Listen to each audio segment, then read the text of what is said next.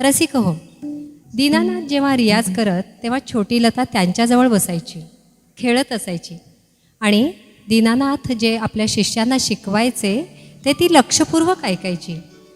5-6 वर्षांची लता त्यावेळची ही गोष्ट.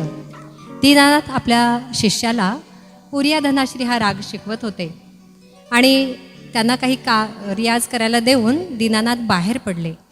छोटी लता तिथंच खेळत होती. तो शिष्य दीनानाथांनी शिकवलेल्या पुरिया धनाश्राचे सूर जे होते ते आळवत होते, पण आळवताना गाताना काही चुका झाल्या. तेव्हा या छोट्या लतेला त्याबरोबर कळल्या. तिनं खेळ थांबवला, आज जाऊन त्या शिष्याला कसं गायचं ते सांगितलं आणि एवढंच नाही तर तो राग कसा गायचा आहे गाऊनही दाखवला. तेवढ्यात दीनानाथ तिथं आले. त्यांचा स्वतःच्या डोळ्यावर विश्वासच बसेना.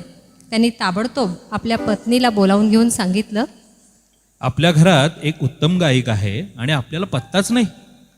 दुसऱ्या दिवशी पहाटे उठून त्यांनी लेकीच्या हातात तानपुरा दिला आणि शिकवणी सुरू केली आणि सांगितलं, ज्याप्रमाणे कवितेत शब्दांना अर्थ असतो तसाच गीतांमधील सुरांनाही असतो. गीत गाताना आणि सूर या दोहोतील अर्थांचा आविष्कार असला पाहिजे. वडिलांनी सांगितलेलं लताबाईंनी आयुष्यभर आपल्या गाण्यात उतरवलं आणि म्हणूनच त्यांची गाणी संस्मरणीय आहेत.